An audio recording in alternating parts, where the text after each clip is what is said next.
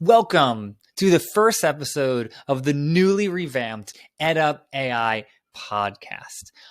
I wanted to change the podcast format so that we were focusing a little bit more on video and a little bit more on just what life is like inside the classroom now that artificial intelligence is all around us and is being worked into more and more programs every day. I want to dedicate each episode, whether it's in conversation with someone or by my lonesome, to doing a deep dive into something related to education and AI. Today, I want to talk about something that is huge.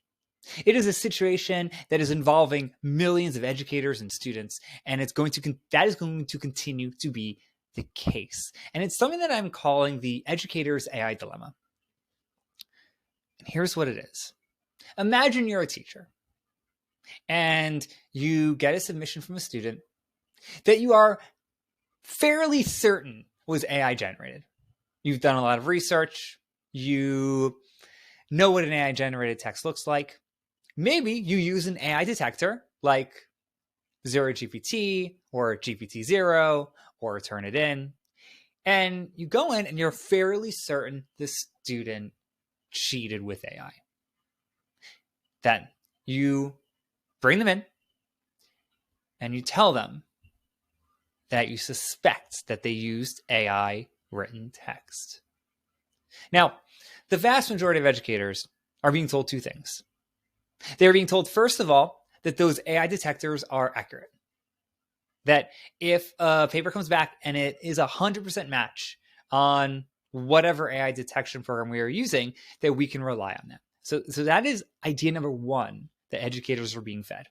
Idea number two is that if a student pushes back against the educator and says, I didn't use AI, then the AI detection program is not good enough to hold up against that pushback. Let's go back to our scenario. Imagine you are an educator and you've been told those two pieces of information, which seem mutually exclusive.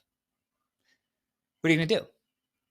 You're going to come into the situation and you are going to almost literally cross your fingers. You're going to hope beyond hope that the student doesn't push against you.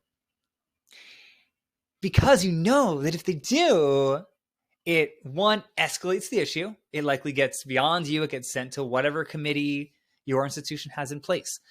And then also, it leads to this high intensity, high stakes situation. When we're talking about plagiarism, we're often talking about failing a paper or failing a course, or even down the line, expulsion.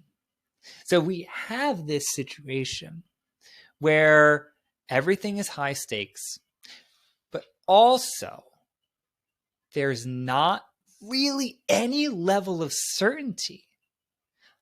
What do we do? Often what happens is the student and the professor dig their heels in. And I get emails about this all the time for faculty members. They're pretty sure the student used AI just to end write a paper and sent it in, but the student won't admit to it. So what do they do? And it is an extremely difficult question. And I think that kind of pressure forces us to make a decision.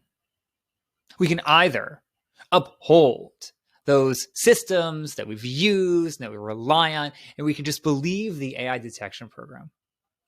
Or we can look for other options.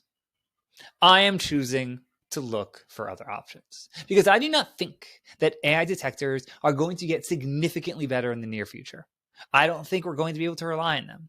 And even if we could, I think that AI detection programs are based off of this culture of surveillance and tricking and tracking and catching students doing something wrong. And I understand where that comes from. I understand why. But for my own ease of mind, I need to think and act from a place of trust. I don't think I can think and act from a place of consistent mistrust. That's not how my mind works. It's not how my personality works.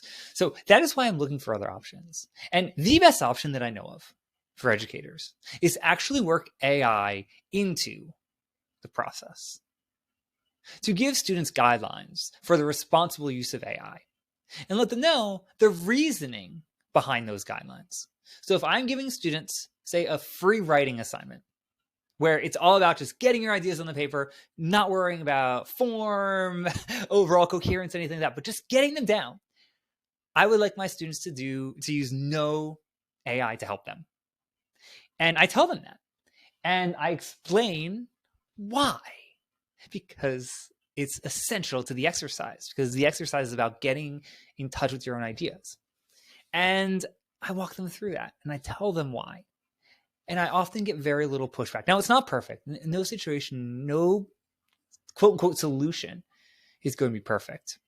But I think that's way better. I think that being honest and open with our students about how to use this technology responsibly and just pushing ourselves, and I know this is hard, pushing ourselves to think and act from that place of trust is essential to that practice.